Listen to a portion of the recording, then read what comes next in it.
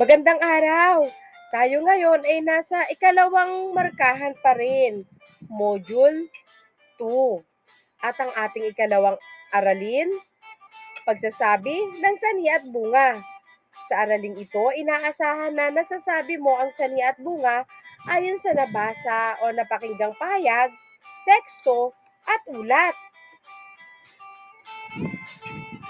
Subukin natin mga bata, panuto. Sabihin kung ano ang sanhi sa bawat pangungusap. Isulat ito sa inyong sagutang papel. Una, malakas ang ulan at bumabaha na sa ibang lugar dahil sa signal number 3 na ang bagyong si Oyong. Ano kaya ang sanhi dito? Mga bata, i-check na rin ang inyong mga kwaderno. Ang tamang sagot po, signal number 3 na ang bagyong si Oyong. Ikadalawa, naiwan ni Aling Rosa na nakasindi ang kandila kaya nasunog ang kanilang bahay. Ang sanhi, naiwan ni Aling Rosa na nakasindi ang kandila. Ikatlo, bumaha sa ilang lugar dahil sa walang humpay na pagputol ng puno ng mga tao. Ang sanhi, walang humpay na pagputol ng puno. Ikaapat, kahit mahirap ang buhay ay pinagbubutihan ni Lani ang kaniyang pag-aaral kaya naman naging magandang halimbawa siya sa kanyang mga kapatid at sa ibang bata sa kanilang lugar.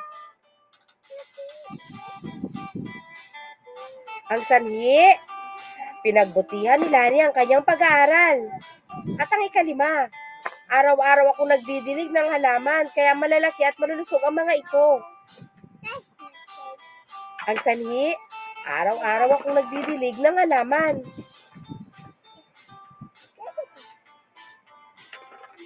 Mga bata, ating tuklasin. May napansin ka bang pagbabago sa ating kapaligiran? Sagutin natin ito, mga anak. Bago po tayo magpatuloy, alamin muna ang kahulugan ng mga salita sa ibaba upang madali mong maintindihan ang tulang iyong babasahin. Gumamit ka ng diksyonaryo at isulat mo ito sa inyong sagutang papel, pwede rin sa inyong kwaderno.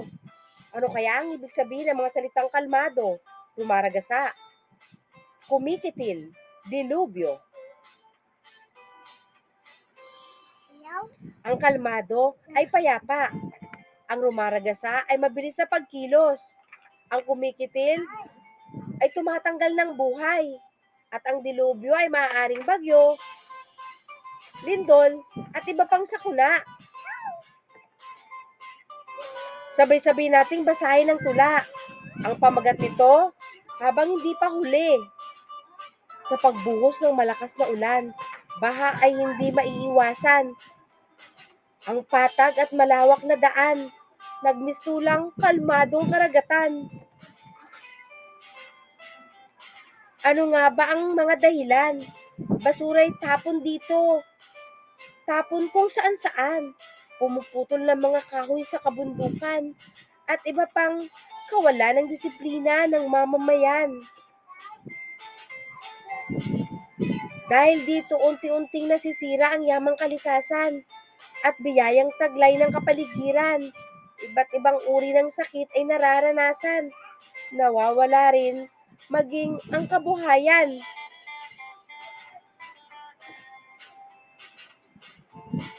Ilang dilubyo pa ang kailangang dumating upang tayo ay magising. Habang hindi pa huli, ang mali ay baguhin. Ang wasto ay gawin at mabuti ay panatilihin. O ayan mga bata, nais sa puso ba ang ating tula? Sagutin natin ang susunod na mga tanong. Tungkol saan nga ba ang paksa ng tula? Bakit hindi maiwasan ang pagbaha sa pagbuhos ng malakas na ulan? Ano-ano ang epekto ng maling gawain ito sa kalikasan at mga tao? Ipaliwanag ang ibig sabihin ng pamagat na habang hindi pa huli. At ano-ano ang dapat gawin upang hindi masira ang kalikasan?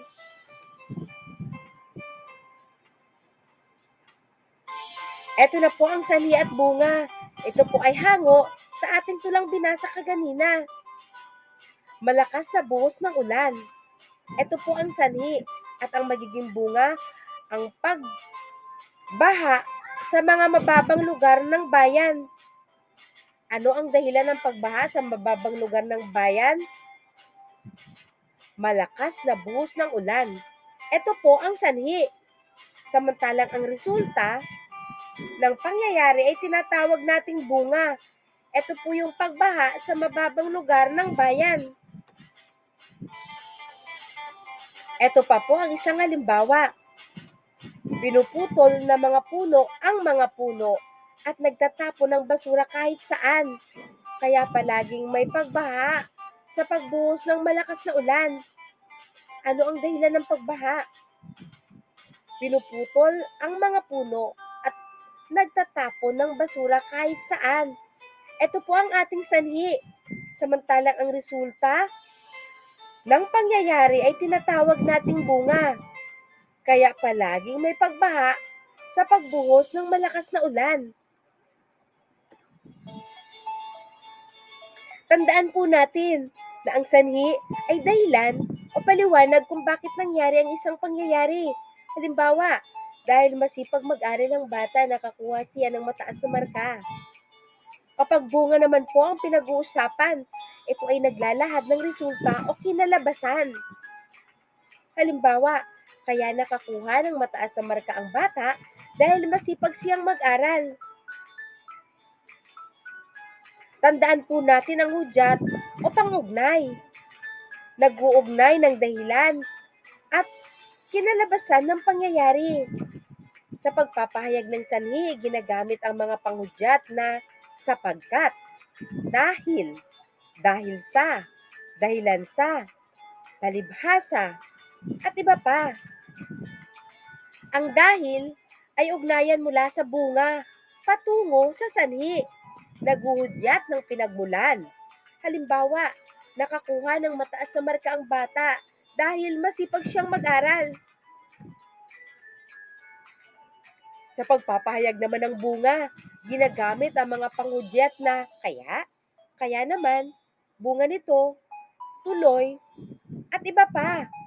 Kaya, ugnayan mula sa sanhi patungo sa bunga.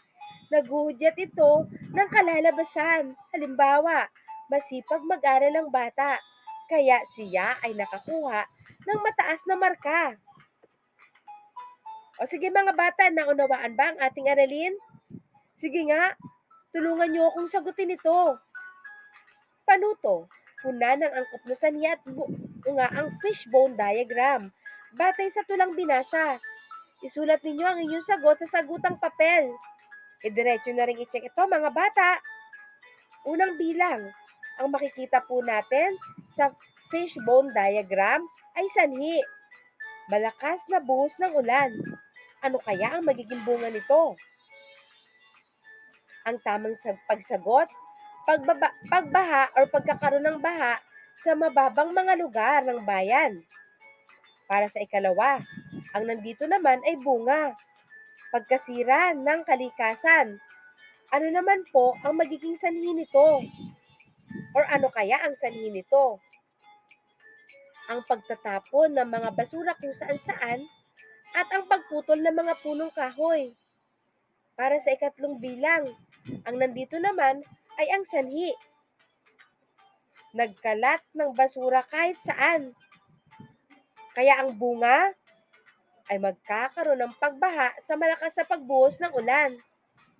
O mga bata, parehas ba tayo ng naging kasagutan? May tanong nga pala si teacher. Huli na nga ba? O pwede pa natin gawa ng paraan para mawala ang pagbaha?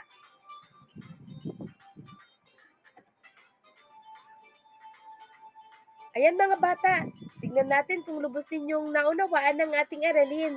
Sagutin natin ito. Panuto, basahin ang sumusunod na sitwasyon. Sabihin ang sanhi at bunga sa pangungusap. Isulat ito sa inyong kwaderno. Unang bilang, unti-unting nawawalan ng matitirhan ang mga hayop sa gubat. Kaya nasa panganib na ang buhay nila. Ang sanhi, unti-unting nawawala ng matitirhan ang mga hayop sa gubat. Ang bunga, nasa panganib na ang buhay nila. Ikadalawa, lumikas ang mga tao mula sa kanilang bahay dahil mataas hanggang baywang ang tubig baha. Ang sanhi, mataas hanggang baywang ang tubig baha. Kaya ang bunga, lumikas ang mga tao mula sa kanilang mga bahay. Ikatlo, sumakit ang ngipin ni Martha dahil mahilig siya sa candy, inuming dibote at ibang serbes, sitsiriya. Ang sanhi, mahilig siya sa candy, inuming dibote at ibang sitsiriya. Kaya ang naging bunga o resulta, sumakit ang ngipin ni Martha.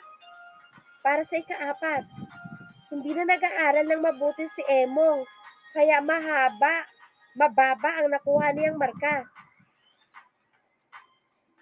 Ang sanhi, hindi na nag-aaral mabuti si Emong. Ang naging bunga o resulta, mababa ang nakuha niyang marka. At ang ikalima, iniwan ng mga kasamahan si Fe dahil siya ay madamot. Ang sanhi, siya ay madamot. Kaya ang naging bunga, iniwan ng mga kasamahan si Fe. O mga bata, lahat ba tayo ay nakakuha ng tamang marka? Naisa puso ba ang ating aralin? Ayan, natutuwa si teacher. Magaling mga anak. Alam kong naisa puso ninyo ang ating aralin ngayon. Dumako na tayo sa ikatlong aralin sa ating ikadalawang module. Ito po ay ang pagtukoy ng sumusuportang detalye. Sa araling ito, inaasahan na natutukoy mo ang sumusuportang detalye sa malagang kaisipan sa nabasang teksto. O sige, may babasahin si teacher. Makinig mo kayong mabuti para mamaya may maisasagot kayo sa bawat tanong ni teacher. Manatiling ligtas sa COVID-19. Ito po ang pamagat ng ating munting babasahin or maikling babasahin. Buwan ng Marso nang ipinatupad ng pamahalaan ang Enhanced Community Quarantine o ECQ sa buong Pilipinas para maiwasan ang pagdami ng kaso ng COVID-19. Magtuwang ang kagawaran ng Pangkalusugan at Interagency Task Force on Infectious Diseases sa pagpapalabas ng protective measures na dapat sundin upang maiwasan ang pagkakaroon at paglaganap ng COVID-19. Ito ay ang palagiang pagsusuot ng face mask, pagpapanatili ng 1 metrong distansya sa bawat isa, pagkain ng masustansyang pagkain, palagiang paghuhugas ng kamay, at paglalagay ng alkohol. Gayon din ang pag-ehersisyo, pagpapalakas ng resistensya, at pagkonsulta sa doktor kapag may nararamdaman ng kakaiba. Ilan lamang iyan sa mga dapat tandaan upang maging ligtas sa COVID-19. O mga bata, naunawaan ba ang binasa ng inyong guro? O sige nga, kung naunawaan, subukan nating sagutin ito. Ano ang mga pangunahing kaisipan o detalye sa inyong binasa? Parehas ba tayo ng sagot kung sasabihin ko na ito po ay ang mga ginagawa natin para makaligtas sa COVID-19? Ano-ano naman ang sumusuportang detalye o kaisipan mula sa iyong binasa? Pareho ba tayo ng sagot kung sasabihin kong ito po ay ang pagsusuot ng face mask at face shield, paghuhugas ng kamay, pag-ehersisyo, pagkonsulta sa doktor kung may nakakaramdam na ng kakaiba, paglalagay ng alcohol, at iba pa. Balikan natin mga bata ang ating pinag-aralan. Natatandaan mo ba ang ugnayang sani at bunga na kanina lamang ay ating tinalakay? Balikan nga natin ito. Magbahagi ka ng isang mahalagang karanasan na maiugnay mo ang natutuhan mong sani at bunga. Maaaring ito ay tungkol sa iyong pag-aaral, pamilya, kaibigan o maaaring din ang panahon ngayon. Mula sa naranasan mo, ano dito ang sanhi at ano ang bunga? Mamaya sa ating GC, magbibigay ako ng gabay sa pamantayan sa pagmamarka sa inyo. Makinig mga bata, muli may babasahin ang inyong guro. Ito ay Enhanced Community Quarantine or ECQ, paano naging kapaki-pakinabang. Lahat tayo ay apektado ng ECQ o Enhanced Community Quarantine dahil sa lumalaganap na pandemya.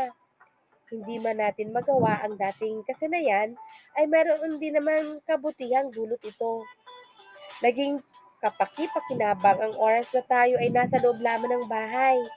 Maraming magulang ang nagkaroon ng panahon na ituon ang kanilang atensyon sa kanilang mga anak. Lalong tumibay ang pagtutulungan ng bawat isa. Naisip ng pangkabuhayan gamit ang online selling. Natutuhan natin na kailangan nating mag-ipon upang sa panahon ng kagipitan ay maroon tayong mabubunot at hindi aasa sa iba. Nagkaroon tayo ng oras para sa mga sarili natin at higit sa lahat, naging bukas ang ating isipan. Napahalagahan at ingatan ang ating kalusugan upang hindi tayo mahawa ng sakit. O sige mga bata, sagutin natin ito. Ano ang pangunahing kaisipan na ipinahahayag mula sa binasa? Ano-ano ang mga pangungusap na nagpapahayag ng mga detalye tungkol sa pangunahing kaisipan mula sa binasa? Ito po yung mga sumusuportang detalye. At para sa ikatlo, sang-ayon ka ba sa mensahe na iyong binasa? Kung ikay sang-ayon, bakit kaya? Tandaan natin na ang pansuportang detalye sa pangunahing kaisipan na binasa. Ito po ay hango sa ating binasa kanina. Tandaan ha, ito ang mga sumusuportang detalye. Una, maraming magulang ang nagkaroon ng panahon na ituon ang kanilang atensyon sa kanilang mga anak. Lalong tumibay ang pagtutulungan ng bawat isa. Nagkaroon ng pangkabuhayang gamit ang online selling. Natutuhan natin na kailangan nating mag-ipon upang sa panahon ng kagipitan ay meron tayong mabubunot at hindi aasa sa iba. Nagkaroon tayo ng oras para sa ating mga sarili. At higit sa lahat, naging bukas ang ating kaisipan na pahalagahan at ingatan ang ating kalusugan dahil hindi tayo mahawa sa sakit. Kasi ayaw nga nating mahawa eh. Mahal natin ang buhay natin. Alam mo ba na sa anumang ating binabasa, mayroong tinatawag na pangunahing idea o paksa. Kapag sinabing paksa, ito po yung pinag-uusapan. Ang pangunahing kaisipan ay ang pinag-uusapan at pinapaksa sa kabuuan ng isang teksto at iba pang gaya nito. Ito ang pinakamahalagang detalye sa teksto. Tandaan, paksa ang pinakamahalagang detalye ng teksto para maipaliwanag, mapatunayan, mapangatwiranan, mailarawan, masabi o maipabatid at maisalaysay ng mabuti ang pangunahing kaisipan, kailangan ng mga sumusuportang detalye. Ang sumusuportang detalye ay ang pangtulong na idea upang maunawaan ang tinatalakay, pinapaksa o pinag-uusapan sa isang teksto.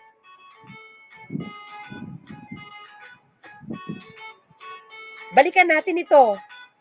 Ang pangunahing kaisipan, ang naging kapaki-pakinabang sa Enhanced Community Quarantine. Pansinin niyo mga bata, posibleng ang pangunahing kaisipan ay ang pamagat or pwede ring ito ay nasa unang pangungusap ng inyong binabasa. At ang mga sumusuportang detalye naman sa pangunahing kaisipan ay maaaring makita natin sa gitna or pwede rin sunod sa pangalawa sa pangungusap ng ating binasa. Ito po yung mga binasa ko kanina na sumusuportang detalye. Maraming magulang ang nagkaroon ng panahon na ituon ang kanilang atensyon sa kanilang mga anak. Lalong tumibay ang pagtutulungan ng bawat isa at iba pa. Ito po ay nabasa ko na kanina. Ngayon mga bata, naunawaan ba ang ating aralin? Alam na ba kung paano tayong kumuha ng sumusuportang detalye sa ating binasang teksto? Ayan, natutuwa si teacher. Alam nyo na. O sige, tingnan nga natin kung talagang alam nyo na. Gawin natin ito. Babasahin ko. Tandaan, kailangan nating malaman kung ano ang paksa at ano ang sumusuportang detalye sa paksa. Ang matalinong mag-aaral. Si Martha ay isang matalinong mag-aaral. Masayahin siyang bata.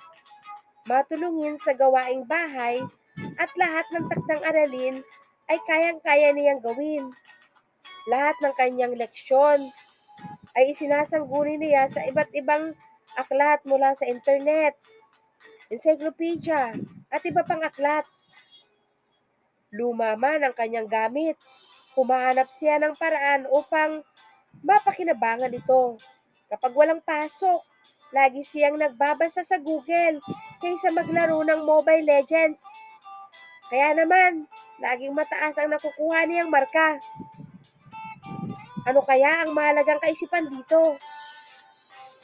Muli mga bata, pwedeng ito ay makikita ninyo sa pamagat o sa unang pangungusap. At ang mga sumusuportang detalye ay sa pangalawang pangungusap, gitna, at pwede ring nasa huli. Hanapin lang ito mga bata. Kung tapos na, kunan ng larawan at i-attach sa stream ng Google Classroom para ma-check ko po ang inyong mga kasagutan. O tapos na tayo mga bata. Paalam! Hanggang sa muling pagkikita!